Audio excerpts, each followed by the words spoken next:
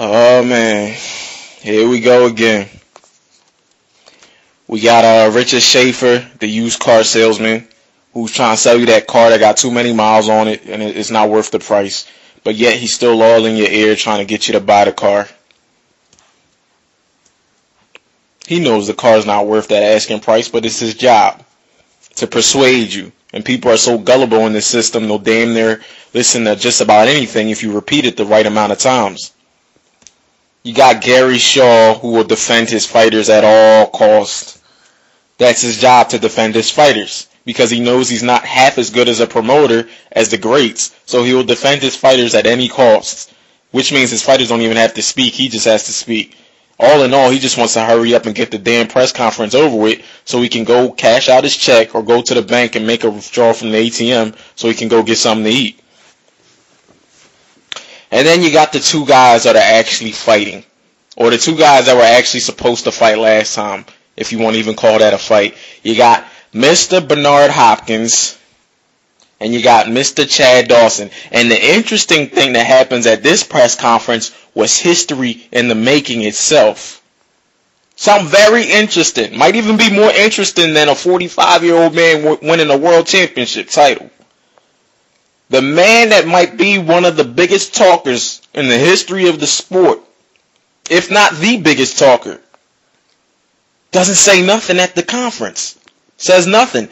I cannot actually believe it. It's kind of ironic and funny because the guy who does the least talking in the history of the sport, or maybe talks very little, Chad Dawson, actually says more words than Bernard Hopkins for once. And that's only because Bernard Hopkins chooses not to say nothing.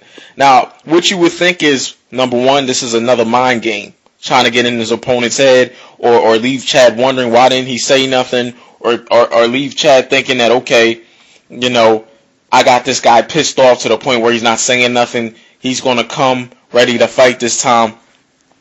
I don't know, but whatever it is, he leaves you wondering, you know, he leaves you wondering. I think this is just a cop-out. That's how I look at it. I basically look at it like Bernard Hopkins didn't say nothing for the fact that he didn't have nothing to say. Now, Bernard Hopkins fanatics, I'm from Philadelphia. I never been a big fan of Bernard Hopkins. At times I supported him because he was the underdog, and that's what I do. Anybody that's been watching my channel, I always root for the underdog. In this fight, though, I don't know who the underdog is, but I want Chad Dawson to win, and Chad Dawson will win. Feel me? Chad Dawson will win this fight. You'll see. You'll see. But Bernard Hopkins is full of shit, man. You know what I mean? The stunt he pulled last year, he's done it time and time again, and it ain't the first time.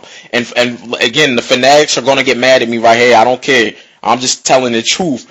This sport is one of the dirtiest sports in the world. This country lacks integrity, lacks morals. Alright, so for all the patriotic people, I'm not going to get too political, but this country lacks a lot of shit when it comes to morals. Alright, it does. So don't sit here and tell me that in one of the, we talking about as a country in terms of morals. Now we breaking it down to something called a sport called boxing, which is one of the dirtiest and grimiest sports. Don't tell me that no doctor can't write out something that says you dislocated your shoulder when you didn't. Or you had a breakage in here when really you didn't, and sign the papers. Don't tell me doctors can't be paid off to do that type of shit. Is it legally wrong? Yes. Can it put them in a lot of trouble? Yes. Is it detrimental to their losing their license or their job? Yes. But who's to prove it? Who's to prove it? And they say they had X-rays and all that, you know. Man, a lot of that shit can be forged. I don't care what anybody says, dog. And I'm not saying that Bernard Hopkins wasn't injured, because he very well might have been injured. He very well might have been. Shit, he's old. He's got no business in the ring.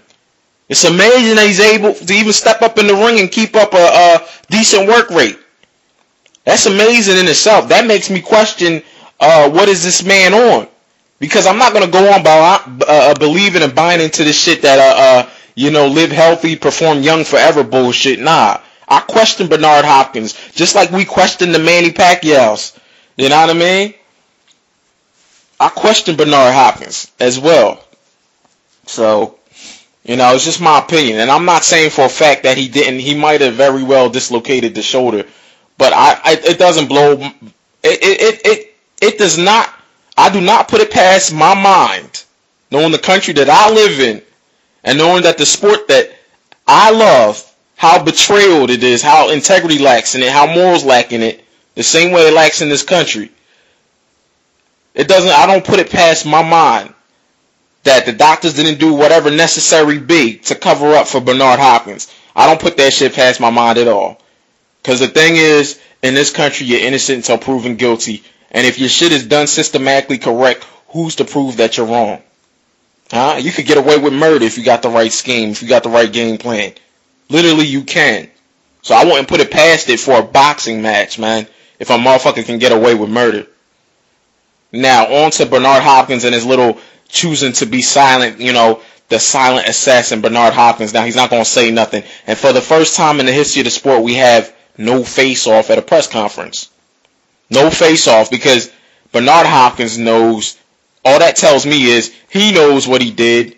He knows the injury wasn't legit. He knew he could have fought on. He's calling himself a legend, a gangster. He's a hard ass because he's from the same city that I'm from, Philadelphia. So this guy is the gangster legend. Old guy that can whoop your ass. You know what I mean? He knows all the ins and the outs. He knows all the dirty tactics, and he can get away with it because he's very intelligent, not just inside the ring, but very intelligent outside the ring. This guy always does reverse psychology. The guy asked him, do you really want this fight? And he goes, well, why am I here? If I didn't want the fight, I would went to the WBC and said, look, I respect your decision and your order for a rematch, but here's your title. You know what I mean? Then he asked the guy, do you have a degree? Being joking wise, and he says, go get your money back, and everybody laughs. And then from there on, the whole subject gets turned into a different direction. And I go, this guy Bernard Hopkins is a master. If anything, a master at, it ain't boxing. It's at reverse psychology. It's at speaking, interacting with people. This dude can take shit and twist it. Let's get back to the main topic, Bernard. The fact is that you was on Chad Dawson's back. He's taller than you. He's 6'2". I believe Bernard Hopkins is 6 foot or 6'1". Chad's slightly taller than him. He was on his back. Chad's getting up. He's picking himself up. So Dawson's going in the air and he gives him a shoulder shrug. That's what I saw. I didn't see no MMA tackle or whatever exaggerations people are saying. That's not what I saw. This is my opinion. If you got a different opinion, that's cool and I respect that. This is my opinion. I seen the taller fighter lifting himself up, which elevated the smaller fighter, which was hanging off of his back, and he gave him a little shoulder shrug, and the fighter fell. And the fighter claimed that he dislocated his shoulder, bout ended. Chad Dawson should have been awarded the champion, in my opinion. Technically, it's a no contest, but for the fact that B-Hop's done this before, I say fuck this, teach him a lesson. Dawson's awarded the championship. But hey, now we got a no contest. Now the bout's in Atlantic City. I enjoy when fights are in Atlantic City, just like I enjoy when fights are at the MGM Grand. Two of my favorite arenas. When you got the right fighters there, of course. I'm debating whether or not I should check out this fight if it's even worth my time. But I guess we'll have to see what undercard forms up for this fight. But the fans, I think majority of the fans ain't buying into this shit. They ain't buying into it. People, even fans of Bernard, I know, are losing faith in him, and they don't want to see him fight no more and all this and that. And of course, I know that's when Bernard says he motivates himself off of this. That's when he really has the motivation and the urge to get up and put on for his city. When people are doubting him and everyone's against him. But this time, man, I see Chad Dawson winning this fight just like I saw him winning the first fight. B-Hop didn't want to be there in that place that night. It was only 2 rounds, but in those 2 rounds, I didn't see B-Hop initiating. I seen Chad Dawson initiating the contact. And B-Hop performing his dirty tactics early out. It's true, man. Sometimes a guy just doesn't want to be in the ring. It's very true. I mean, I know this has never happened to me in a fight, but I know sometimes even on a day that's a sparring day, you just don't feel like being in the ring, or you say, I'm not gonna spar today. You don't feel like being there. I don't know what it is. Don't forget that we're human beings. It's just like any other sport. Whether you play an aggressive sport like football, you just might not feel like it today, like getting hit. For whatever your reasons may be, various reasons. But Bernard Hopkins in the silent mode, all in all, to me, it's a cop-out. Not wanting to do a face-off, it's a cop-out because you can lie to the general public, you can lie to other people, you can't lie to yourself. And I think when you know that you're lying to yourself or you ain't being 100% genuine, it's hard to look another man in the eye and talk that shit that he was talking in the first fight. You know what I mean? It's hard to look him in the eye because you know to yourself you could have fought on. Even if you had an injury, which is maybe not necessarily dislocated shoulder, but even if you was feeling pain in that shoulder, you knew to yourself that you could have grabbed this thing that you call heart, that you so preach vigorously, Bernard Hopkins, and you couldn't continue to fight, but you didn't. You let your fans down, you let your family down, and most of all, you let yourself down, which lets your legacy down. See what I'm saying? And you go out on a bad note with people not believing you and being like, man, that's some fraudulent, that's some bullshit. Fans mad as shit, they wasted their money.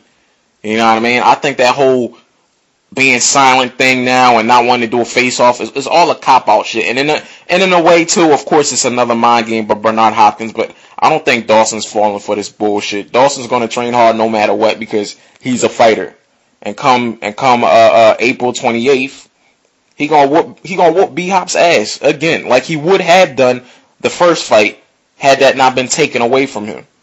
So I always 100, man. I'm out.